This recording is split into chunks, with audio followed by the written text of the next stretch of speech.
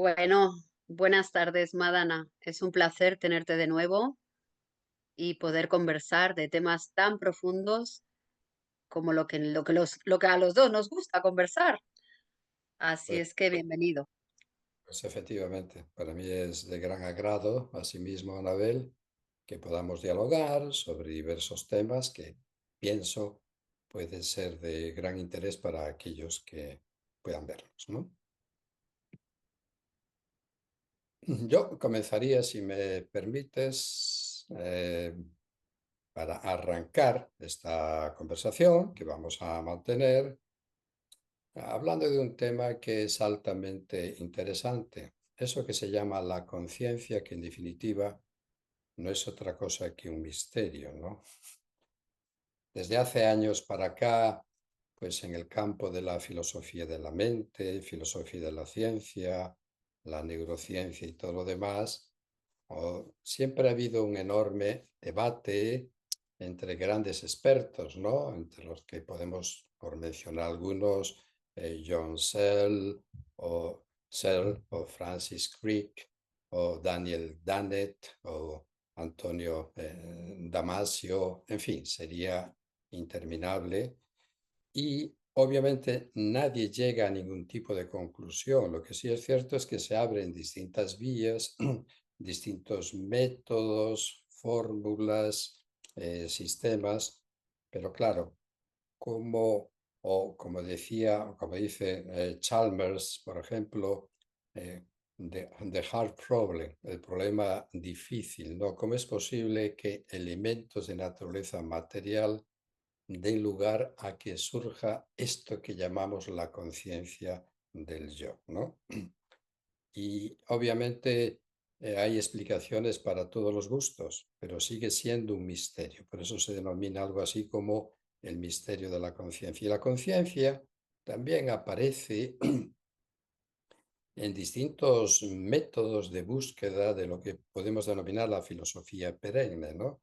Pues existe en el Vedanta, ¿no? Todo es conciencia, como expresaba Shankaracharya, dentro de la filosofía Advaita no dual, o como me hablaba en una ocasión Ramesh Balsekar, ¿no? O sea, la conciencia es lo que existe y está presente en todo instante y en todo momento.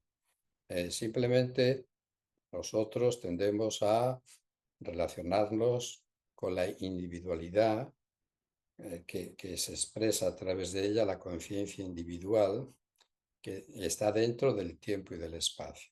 Pero este estado de conciencia, vamos a denominarlo supremo o infinito o cósmico, es aquello que va más allá del yo o más allá del ego. Por lo tanto, todos aquellos que dejan de intelectualizar estos procesos se acercan a mantener, a tratar de lograr eso que se llama una experiencia directa. Y ahí, a través de esa experiencia directa, pues hay que trascender, ¿no? Lo mismo ocurre con la psicología transpersonal. Hay que ir más allá del yo. Es decir, es una búsqueda de lo profundo. Y he aquí donde podemos, de alguna manera, entrelazar esto con lo que podemos denominar la meditación, ¿no? Y entonces, bueno, si nos adentramos en aspectos de la meditación y de dónde proviene y cómo se ha integrado en nuestra sociedad, pues podemos tocar el tema y me gustaría saber tu parecer al respecto, ¿no?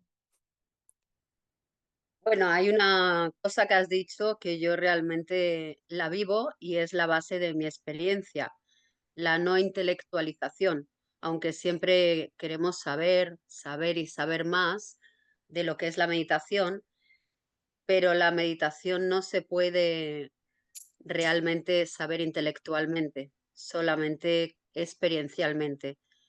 Es una experiencia real del ser humano al cual todo el mundo tiene acceso, solamente hay que hacerlo, hay que sentarse en esa experiencia. Y yo me muevo más en el ámbito de la experiencia del silencio. Así es que ese es mi parecer. La intelectualidad siempre queremos saber más y para eso también hablamos con personas expertas, también como es el caso, que tú eres todo un profesional con una gran experiencia, que como siempre digo, la experiencia es un grado, pero los dos unidos tienen una mayor plenitud, ¿no? Pero la verdad es que mi esencia y mi práctica es básica y básicamente basada en la experiencia, sobre todo, experiencia guiada, sí, he estado en el Zen, he estado en el cristianismo, he estado en el yoga, pero es la experiencia de sentarse a meditar. Ciertamente, ocurre, por ejemplo, en lo que a la meditación respecta, que uno cree que sentándose un tiempo determinado, ahí se genera de antemano en nuestra mente una gran expectativa con la finalidad de que surjan experiencias que a uno le gustaría tener. Eso, en mi opinión, comienza a ser el primero de los obstáculos, porque de alguna forma hay que tratar, no se logra en principio, hay que ir desvinculándose poquito a poco, ¿sí? De este yo al que estamos sometidos, en el que estamos atrapados, el, en el cual o hacia el cual sentimos un enorme, digamos, apego, ¿no? Y viene a ser, me viene a la mente ahora la idea de una especie de bambú que hay en Japón que requieren 7 años de ser regado día a día y no crecen. Y es justamente a través de después de los 7 años, cuando realmente comienzan a ir creciendo y desarrollándose.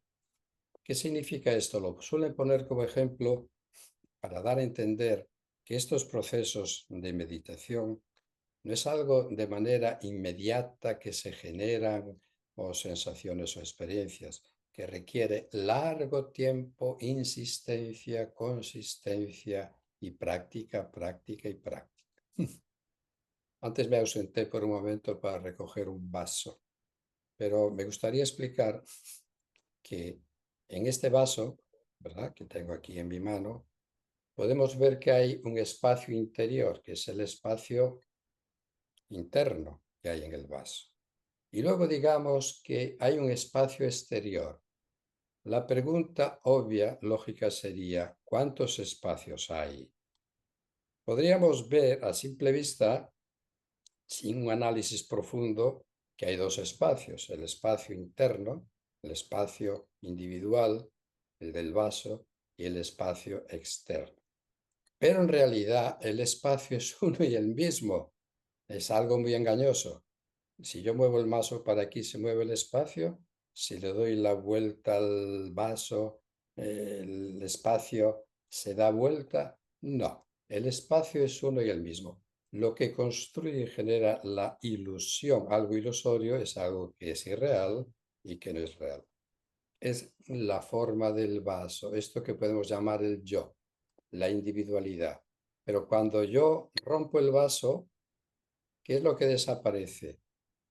La individualidad. ¿Qué es lo que queda? Lo que siempre ha estado ahí, que es el espacio total. Cuando hablo de romper el vaso, estoy hablando de trascender, ir más allá de las limitaciones engañosas que configuran nuestra psique y que se relacionan con la identificación del yo. Por lo tanto, meditar no es otra cosa que trasladarse a un estado de trascendencia, por eso se llama meditación trascendental, pero lo cual no significa que uno no esté integrado en la vida cotidiana, en el mundo externo. No, no somos renunciantes, no somos eremitas, no somos anacoretas, no somos aquellos que se desligan de la vida social, sino que en la propia sociedad y de forma inteligente uno puede llevar a cabo acciones en su existencia, en su vida cotidiana. Lo que sí es cierto es que hay en todos nosotros un estado potencial infinito que tenemos que despertar. Y de ahí que todavía estamos muy sometidos a sensaciones muy densas y muy groseras, tanto a nivel mental como a nivel corporal, a nivel físico. Y entonces establecemos la comunicación con nuestra existencia en base a dos aspectos: el apego, lo que yo quiero, como quiero, y aquello que me disgusta, que me desagrada o que me hace sufrir o que yo quiero rechazar. Pero todos estos procesos que se dan a lo largo de nuestra vida nos hacen llevar, nos hacen sentir, nos hacen experimentar cierto grado de dolor, de sufrimiento o de insatisfacción. Entonces, la propuesta real de la meditación, vista desde todos los ángulos y desde todas las tradiciones liberadoras, es lo que procura y pretende. No obstante, hay que decir que cuando las meditaciones, sobre todo de naturaleza asiática, es decir, que provengan de, en este caso, de Oriente, de la India. Disculpa, Madana, disculpa que te quería preguntar antes de que pasaras a Oriente.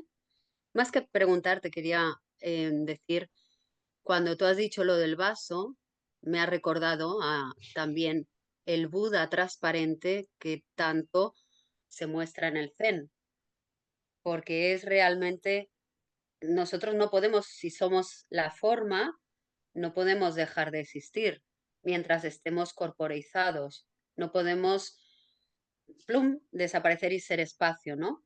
Pero quizá en una parte de nosotros hay una conexión directa con eso y ahí es donde me ha recordado mucho a esa foto que en el Zen se muestra tanto, que es la silueta de un monje Zen de forma transparente.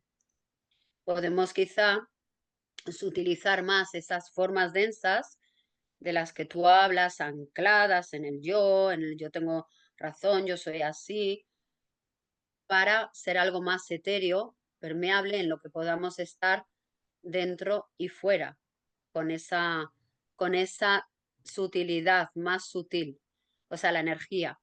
Eso me ha recordado por una parte. Quería también decírtelo porque en cuanto entres ya en las tradiciones asiáticas nos íbamos a ir muy lejos y luego no había cabida, ¿no? Esa forma que ya no es tan densa y que gracias a la meditación se va sutilizando y va realmente haciendo comunión con lo que somos realmente, que no solamente somos forma, está animado por algo que es la esencia, ¿no? Sí, sí, efectivamente. Pues mira, volviendo al ejemplo este, si yo tengo aquí otro vaso que en este caso pues tiene agua, ¿verdad? Si yo coloco el dedo aquí y se puede ver que hay una gotita aquí en el dedo que está peleando por caer, por descender y en último extremo, ¡pum!, cae en el vaso y se hace uno con el vaso. Esta gota no es la esencia de este agua, de esta gota, no es distinta a la totalidad del agua. Este sería este yo. Y está buscando algo, empujándose en busca de algo que le satisfaga plenamente, porque ninguno de nosotros está plenamente satisfecho. Por lo tanto, se considera, se entiende, se llega a vislumbrar que las diferentes corrientes no son nada más que de naturaleza cultural, porque en la India hay una cultura determinada, en Myanmar hay otra, en Tailandia hay otra, en Oriente Medio hay otra, en Occidente hay otra, y forma parte del pensamiento humano. Y son las sociedades de los seres humanos las que configuran a través de ideas, conceptos determinados. Y a veces nos solemos quedar en esos conceptos, en esa idealización. Sin embargo, hay quienes dan un paso y van un poco más allá, ¿eh? Esto viene a ser como se cuentan en muchos momentos aquellos que viven en el fondo de un valle con mucha niebla y ven aparecer la luz, pero no sabe a qué se debe y desaparece, ¿no? Y para ellos eso es vivir en la ignorancia, en el desconocimiento, hasta que alguno de ellos se encarga de salir con mucho esfuerzo, tratando de explorar y descubrir a qué se debe esa luz, ¿eh? y llega un punto determinado que empieza a ver el sol y su claridad. Y cuando vuelve, para darles a entender a qué se debe, no le creen, ¿verdad? Porque nunca han salido de ese valle oscuro ahí, metidos, sometidos a un estado de ignorancia. Bueno, pues en este caso suele ocurrir lo mismo. Estos son en todas las culturas del universo.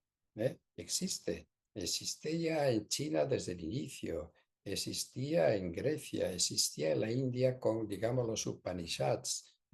Ha existido en lo que Carl Jaspers llamaba, ¿sí? La era axial, en este caso, para entender, incluso existía en el inicio con las religiones abrahámicas, ¿no? Dando lugar a entender todas ellas y sin tener una conexión, un nexo en común, hablaban de prácticamente lo mismo.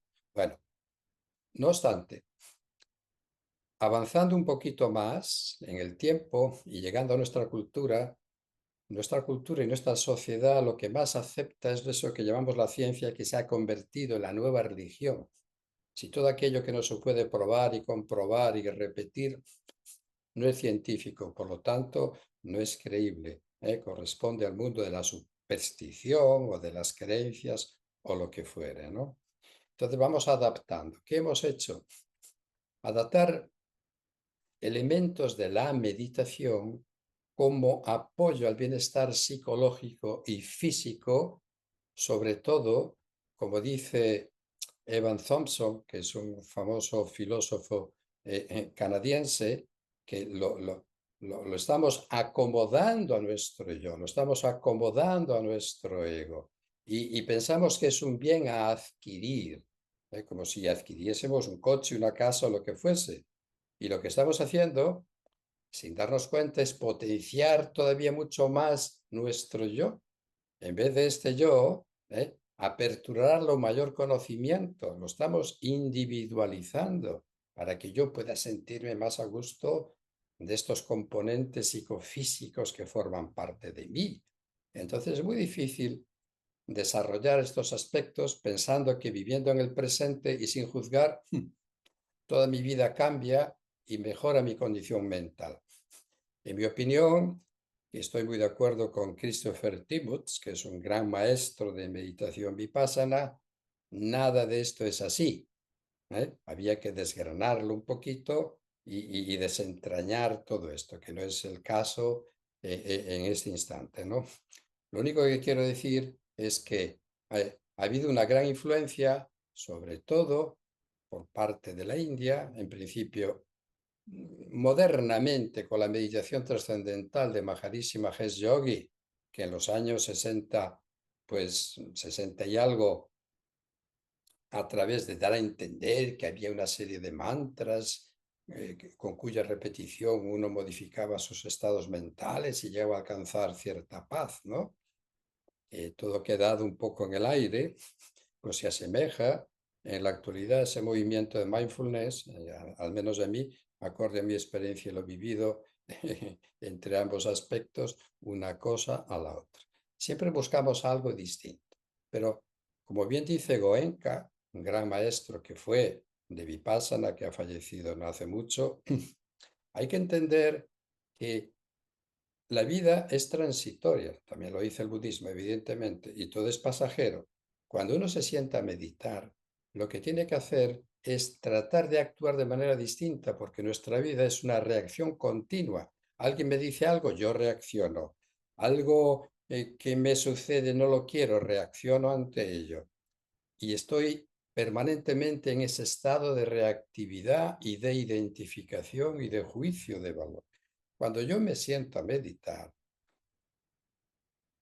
empiezo a observar esos procesos, con lo cual me va a dar la posibilidad de no estar reaccionando, sino de observar para luego actuar de manera distinta en mi existencia, con lo cual estoy actuando con una mayor inteligencia que me desvincula hasta cierto punto del dolor, de la insatisfacción y del sufrimiento, porque yo sé que de nada me vale aferrarme a algo que es efímero y pasajero.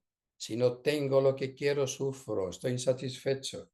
Si tengo lo que deseo, tengo miedo a perderlo y hay cierto temor y cierta angustia. Si lo pierdo, sufro. Si tengo aquello que deseaba, pero ya no lo quiero, quiero desembarazarme de ello. Es decir, la naturaleza de la mente es la que es. Por eso cuando uno se sienta a meditar, se da cuenta que los procesos surgen, aparecen, se desvanecen y cambian una vez y otra vez y otra vez. Todo esto nos va aproximando a otro estado mental de mayor lucidez y claridad y va desterrando de la mente esos patrones de conducta adquiridos a lo largo de nuestra existencia que nos mantienen atados y atrapados. De ahí que la meditación generalmente suele ser una cosa distinta a aquella que pensamos que es, porque ¿qué más, qué menos? Simplemente yo recuerdo a sí mismo a Swami Ritayananda, un gran sabio que estuvo aquí conmigo, un gran maestro de la Ramakrishna Mission. Me decía, Madana, mira, todo el mundo quiere hablar conmigo y me pide consejos, pero yo sé que de nada le sirven, porque ellos ya tienen la respuesta ante la pregunta que quieren hacer. Y si lo que tú le dices no está en consonancia con la respuesta que esperan, no le vale. Bueno, de ahí la razón de la que también hay que desprenderse de una serie de prejuicios que nos mantienen condicionados. Y para eso, deslindarnos de alguna forma de aquello que nos hace humanos, pues nos lleva a ser eso que se llama divinos, cuando uno se deslinda de este aspecto. Ahora bien, estamos cargados de emociones, estamos cargados de recuerdos, de impresiones, de deseos, de planes, sin darnos cuenta que nuestra vida es efímera y estamos sentenciados que tarde o temprano algo tendrá que ocurrirnos a todos nosotros. Y siempre Madana, vamos, termino con esto, sí, nos sí. vamos sin la experiencia de cierta plenitud, porque nadie quiere ser feliz al 20, 30, al 70%. En tanto y cuanto haya dolor o sufrimiento, uno quiere ser feliz, por un lado, y uno quiere dejar de sufrir por el otro. Son el anverso y reverso de la misma moneda. Lo único que intento decir que está muy bien que mientras la mente está concentrada en algo, la mente se apacigua, porque los demás pensamientos están aguardando, están a la espera, están esperando en la cola a aparecer. Y de ahí que notemos sensaciones de, oh, cuando medito, qué tranquilo estoy. Oh, lo único que ocurre es que durante un cortísimo o brevísimo espacio de tiempo desaparece de la mente la inquietud, y todos los pensamientos que se están generando de manera constante una y otra vez, y hay cierto grado de tranquilidad. Pero en cuanto ese estado mental se desvanece, enseguida aparecen estos invitados que son como un séquito que te acompañan a lo largo de tu vida. Hablo en este caso, y finalizo, desde el punto de vista de todos los grandes maestros que nos hablan que el ser humano quiere llegar o quiere alcanzar una dimensión distinta y nunca podemos lograr algo diferente siempre y cuando hagamos lo mismo. Hasta aquí. Dime. Sí, la verdad es que los verdaderos maestros siempre apuntan a lo mismo, ¿no? Yo quería, aprovecho también para preguntarte tu opinión, tu opinión sobre este tema, porque para mí la meditación es una experiencia y es un cúmulo que te va metiendo en un proceso de profundización y de sutilización. Em, Obvio es que con un ratito, una vez a la semana, pues uno va más lento, como cualquier cosa. Ahora, como para mí la meditación es una sintonización, es un estado, una experiencia, uno va introduciéndose y se expone a que esa experiencia suceda en uno mismo cuando está sentado receptivo. Claro, las expectativas rompen todo, porque ya cuando entra la intelectualización no hay meditación. Entonces yo suelo decir que es como enamorarse, ¿no? Que no quiere decir que sea amor, pero el proceso de enamorarse, uno realmente no le puedes transmitir a otra persona mediante la palabra o la sabiduría o la intelectualización, que es el estado de enamoramiento. Ya directamente, ¡pum!, le sucede y entonces sabe, conoce. Eso para mí es lo más parecido al estado de meditación. Uno conoce, pero claro, tiene que silenciarse y exponerse a que suceda abriéndose a ello. Entonces, hay personas que no saben nada de meditación, que no han hecho cursos, seminarios y aún así se sientan en el borde del mar y contemplan y su mente se queda en un estado apacible, sereno, se le van los pensamientos, simplemente recibiendo el aroma, la brisa, el sonido, fundiéndose un poco con el entorno, ¿no? Eso ha sucedido siempre. También antes yo no puedo decir lo he experimentado, pero no por la era antigua, pero también antes se sentaban enfrente del fuego y se quedaban ensimismados. También hay personas que se quedan ensimismadas con la naturaleza exuberante en un momento ya no sé si decir éxtasis o en un momento de contemplación, que les hace fundirse con la inmensidad de la naturaleza.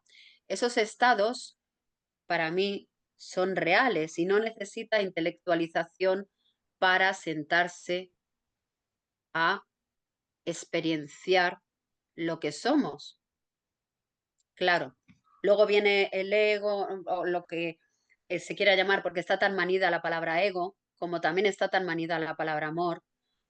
Viene el ego y empieza a poner los límites yo, pero también es cierto que sin ese yo, como bien tú has dicho muchísimas veces, no nos podemos manejar bien en la sociedad actual. Sin embargo, falta por conocer mucho esa experiencia que le toca a uno cuando se sienta a silenciarse, a escuchar, a sentir.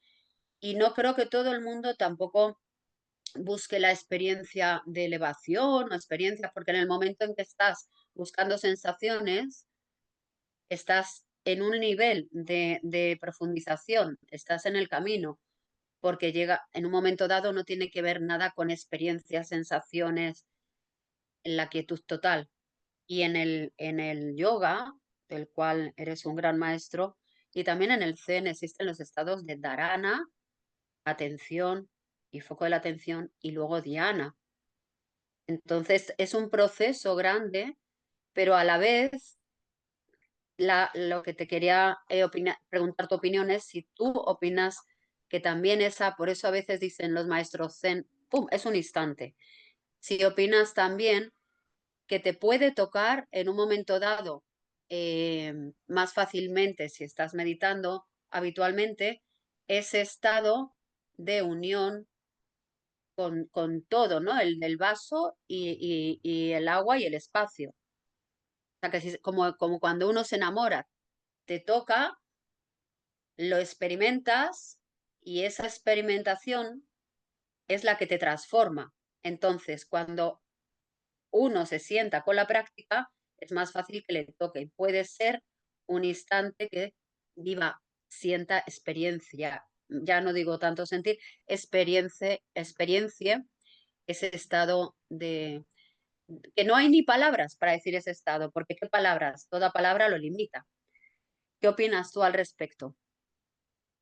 Bueno, pues opiniones múltiples hay al respecto, pero evidentemente estas sensaciones pueden surgir de manera espontánea, como no, e incluso personas sin buscar absolutamente nada pueden tener un despertar espontáneo a, a una naturaleza totalmente distinta a la que está acostumbrada, sin duda ninguna. También es bien cierto lo que tú comentabas con anterioridad. Uno al estar en contacto, mirando la puesta de sol, la tranquilidad de la naturaleza, el contacto con lo que nos rodea. Evidentemente, Es así, puesto que la mente está acostumbrada a estar divagando en todo momento. Esa parafernalia, ese diálogo continuo que se está generando en nuestra mente y nuestro cerebro, que no cesa y es como lo dicho, un ladrón que nos está robando la calma deseada, pues obviamente siempre buscamos recursos o posibilidades para sentirnos a gusto con nosotros mismos. De ahí que vayamos y veamos esa puesta de sol, incluso que vayamos a una iglesia buscando cierto solaz, paz, tranquilidad, calma, ¿sí? Entonces, la mente se desvincula de todo aquello que se ha estado identificando, se sienta en silencio y observa algo distinto a lo común con la expectativa de desprenderse de esa inquietud que se está manifestando y esa ansiedad. Y ese estado de atención y ese alejarse de la asociación mental e identificación con otros pensamientos le lleva a un grado de calma. Y luego, cuando sale pues de esa iglesia, no es que la Virgen haya bajado y te haya dicho, tranquilo y vete en paz, sino que tu mente ha alcanzado ese estado de cierta calma en ese oleaje mental que se había producido motivado a identificaciones o estados emocionales que te arrastran y que te llevan y que además van reforzando tu memoria día tras día y van creando inclinaciones y patrones de conducta difíciles luego de aminorar y mucho menos de erradicar. De ahí que cuando uno se sienta a meditar, tiene que entender o tenemos que entender que durante el día estoy saltando de aquí para allá como un mono inquieto, con este deseo, aquel pensamiento, aquella prisa, aquella agitación, y luego es como si el coche va a 250 por hora y pretendo meter el freno a fondo y que se detenga, ¿no? Pues lo único que vas a hacer cuando cierras los ojos, que va a surgir en el estado de tu mente, en el teatro mental de tu yo, que es tu mente. Aquel pensamiento, pues, tenía que haber hecho esto, no tenía que haber hablado así, no, va.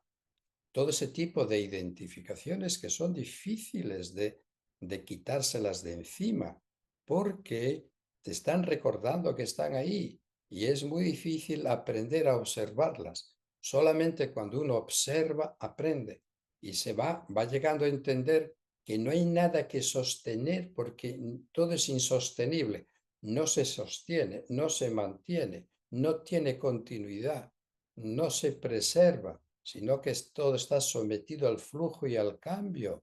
Y es lo que no acabamos de entender los seres humanos. De ahí que hay como una búsqueda desesperada por la dicha, y por eso somos desdichados porque no logramos tal dicha, y pensando que luego en aquel sitio, en aquel lugar, en mañana, en pasado, algo va a surgir en mi vida que va a hacerme feliz.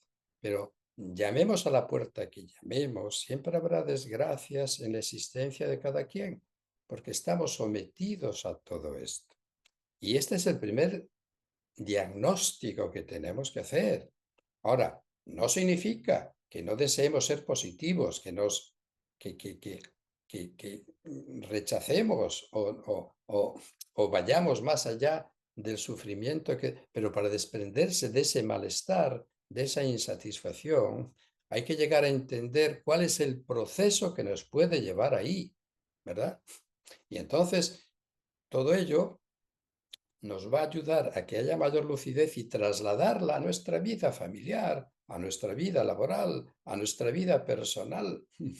Y luego, en la medida en que uno mejore, va a hacer mejorar a la sociedad y todos aquellos que le rodean, porque la dicha y la felicidad está justamente conectada. Lo mismo como si yo intento desvincular las células de mi corazón del resto de todos mis sistemas, es una comunidad de células, trillones de células, que si cada una cumple con su función, la comunidad de células va a vivir en paz, es decir, en salud o con salud.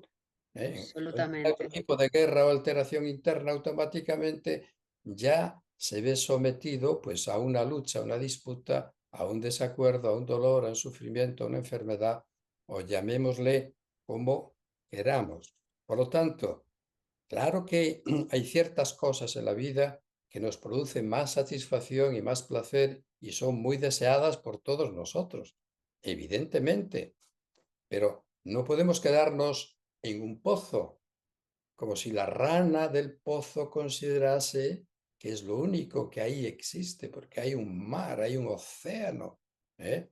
De dicha, de bienestar, hay una expansión de la conciencia. Por eso los seres humanos estamos atrapados en el misterio de la vida y de la existencia, y de una forma u otra intentamos escalar, intentamos salir, intentamos levantar la vista a ver si hay algo en el horizonte que nos explique todo esto. Pues la explicación parece ser, digo yo, parece ser que está en nuestro interior. Y eso acompaña la paradoja de la vida, ¿no? Lo uno y lo otro. Sí, yo creo que tiene que haber una simbiosis, tiene que haber aquí un matrimonio, una comunión, una conexión entre lo interno y lo externo. Nadie tiene que desdecirse de su vida, tiene que aceptarse hasta cierto punto como es. No puede uno estar de manera constante y permanentemente achacándose a sí mismo todos los males. Qué mal me encuentro conmigo mismo, me gustaría ser de otra forma, ojalá lograse esto, aquello. Es como una permanente queja en nuestro interior, que en la medida en que todo esto lo vamos sembrando, en la medida en que esto va creciendo, obviamente va a configurar, va a formar parte de nuestro yo. Y no podemos pretender, por mucho que yo quiera lograr cosas distintas, cuando yo estoy cultivando en mi interior una serie de sensaciones que me van a condicionar en mi forma de proceder y de tomar conciencia y de actuar.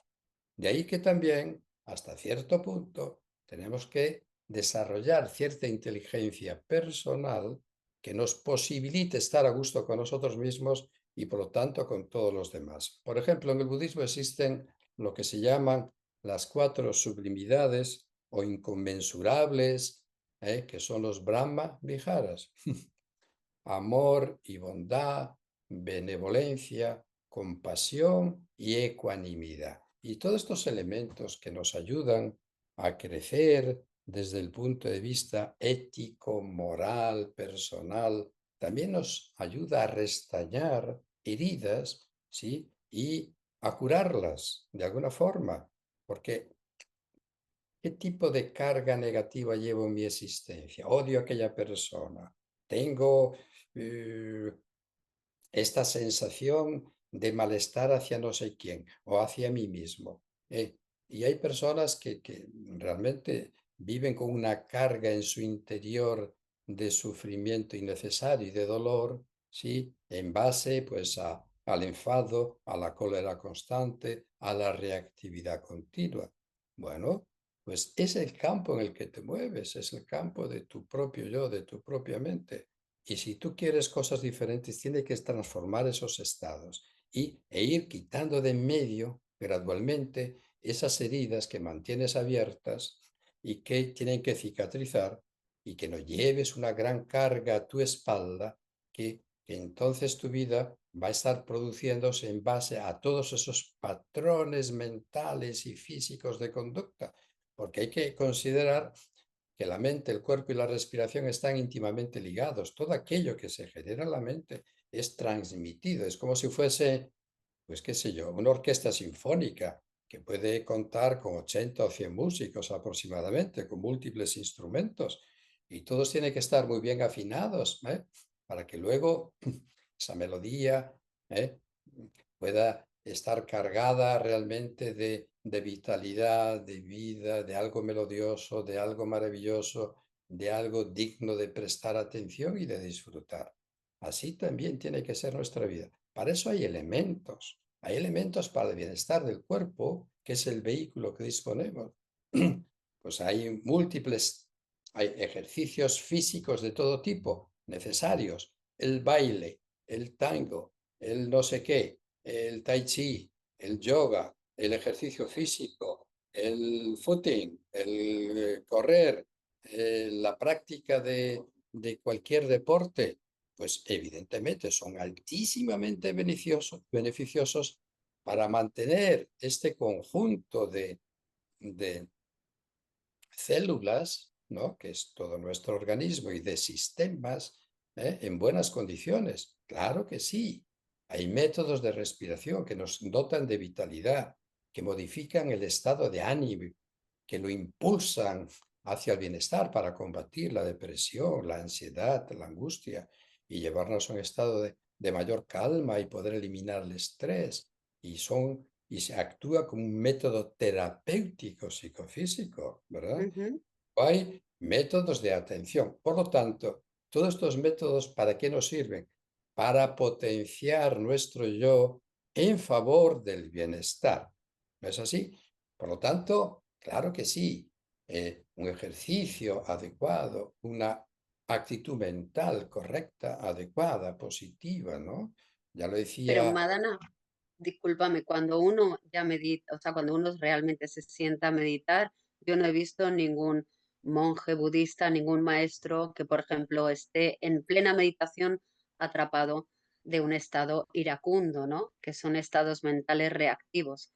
Entonces, cuando uno ya está abierto a esa experiencia, se va sutilizando ya sin la necesidad de una búsqueda ni expectativa al respecto de lo que te emana y te transforma. Al sentarse, a abrirse a esas experiencias de meditación, uno se va aligerando, no se identifica tanto con la densidad, con el drama, porque son estados mentales y uno al parar ya se puede disolver un poquitito más ese estado cuando te anclas en esa parte interna que no tiene nombre y que va permitiendo aligerarte tu vida fuera del drama. Y Yo cuando hablaba, sí, no, quiero decir que aquí yo distinguiría varias cosas. Porque si hablamos de experimentados meditadores, pues bueno, ya viven con un condicionamiento positivo con respecto a su mente, ya tienen un trayecto, ¿eh? Y una trayectoria determinada, pero no así aquellos que podemos ser considerados como más principiantes, ¿eh? En el sentido de que, aun cuando uno lleve años, digamos, meditando, la mente es muy obstinada en su manera de proceder. Y, y a veces, aunque tengamos los ojos cerrados y estemos quietos, no significa que la mente esté colaborando en esa quietud, ¿sí? Porque si yo, ahora se me ocurre una cita que hay en un verso del Bhagavad Gita, ¿sí? Mm, en- Aquel que ve la acción en la inacción y la inacción en la acción, si es un poco enrevesado, ¿no? Es un sabio entre los hombres. ¿Qué significa? Yo puedo estar quieto, pero esa quietud no significa que mi mente no esté activa. Aparentemente yo aparezco quieto, inmóvil, pero estoy actuando porque mi mente está deseando. Ojalá estuviese en otro sitio. Uy, estoy aquí en medio del bosque meditando, pero me encantaría enamorarme de no sé quién. En fin, la mente tiene sus patrones de conducta. Estamos muy condicionados por todo aquello que está contenido en la memoria, por otro lado, y nuestros deseos. Entonces sería acción en la inacción. Aparentemente estoy inactivo, pero hay una actividad. Y hay personas que están activas, ¿sí? Pero eso sería inacción en la acción, porque aun cuando físicamente estoy actuando y mentalmente también, lo estoy haciendo con desprendimiento en favor de algo sin expectativa. Por lo tanto, en ese aspecto yo sería un tanto cuidadoso. Yo he visto grandes maestros de gran nombre, por decirlo así, tratando o meditando, pero he visto raptos de ira, he visto muchas cosas porque, y las entiendo porque hablo de la condición humana. pero No, justo en el momento de la meditación, era lo que yo te decía, en el momento de la meditación, no cuando terminas de meditar y vuelves al yo persona. otra Justo en meditación el momento de la meditación, ¿has visto momentos de raptos de ira?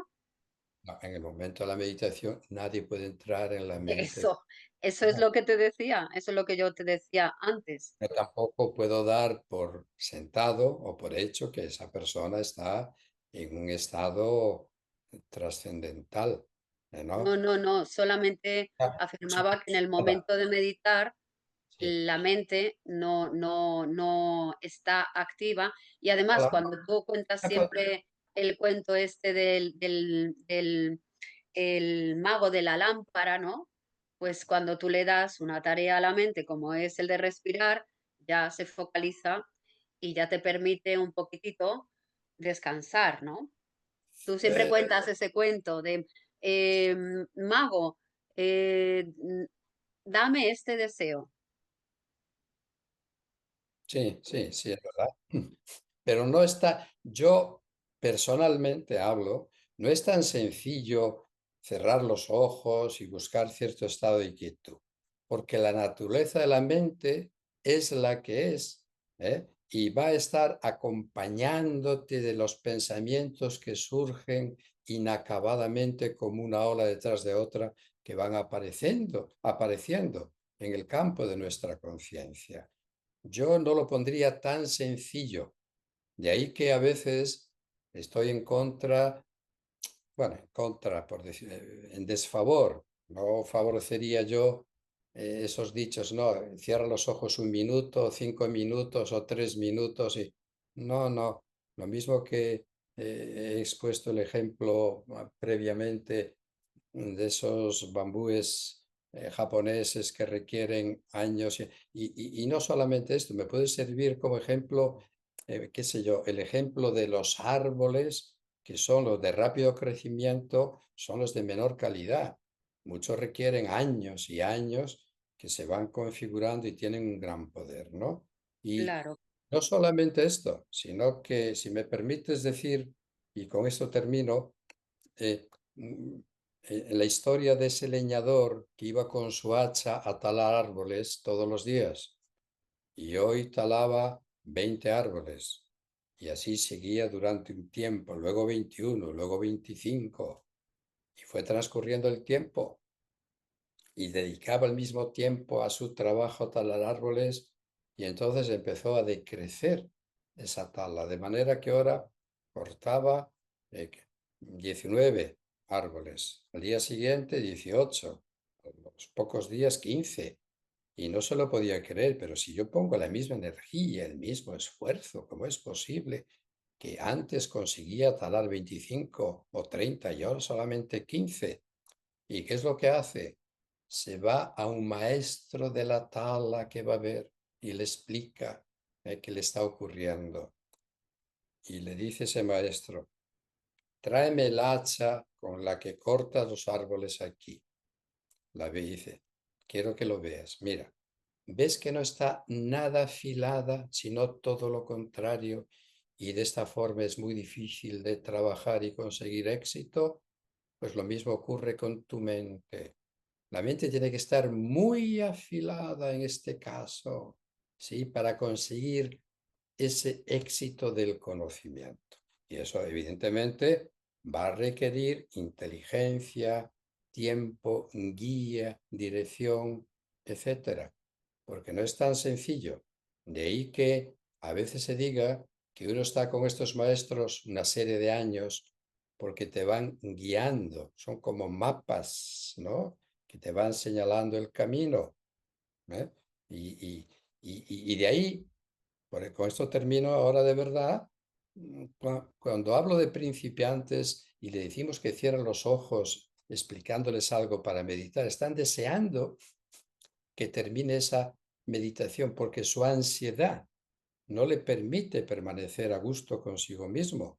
¿Sí? Es un volcán de pensamientos que se están generando en una y otra vez. De ahí que yo diga y sostenga que no es tan sencillo. Y luego, esta frase que solemos utilizar, hoy he tenido una buena meditación, hoy no he tenido una buena meditación, como si fuese un algo a adquirir. No, la mente es la que es, ni es buena ni es mala, son los procesos que se estén dando Y yo quiero juzgar como bueno o malo aquello que se someta al criterio de que yo me siento bien o que yo no me siento bien. No hay esa identificación en procesos más adelantados de la meditación, porque si no uno está juzgando, es un juez de guardia y no es un científico que aprende a observar para llegar a conclusiones y poder modificar su conocimiento que antes era menor y ahora es mayor porque llega a conclusiones mediante el estudio de su yo. Por lo tanto, esto sería la tecnología del yo. Claro. Por eso uno cuando realmente siente amor por algo y empieza, continúa y es llevado hacia pasos más profundos por ese amor, porque le gusta, porque quiere, se hace el proceso hasta que un árbol es fuerte y da sus frutos. El juzgamiento de las sensaciones, claro, es personas que visitan la meditación un tiempo, juzgan y no permanecen o no continúan, porque todo aquel que continúa en este camino maravilloso de la meditación se va sutilizando, va comprendiendo a través de la experiencia. Esa experiencia que es realmente la que te transforma. Y no digo ya el sentarse como un robot a meditar, es sencillamente el abrirse a una experiencia de quietud, que también tiene que equilibrar esa experiencia de tanto ruido mental, de tanta agitación mental, que responde a las exigencias de nuestra vida moderna. Con los teléfonos, el tiempo se ha acelerado, hay muchas expectativas, hay mucho trabajo,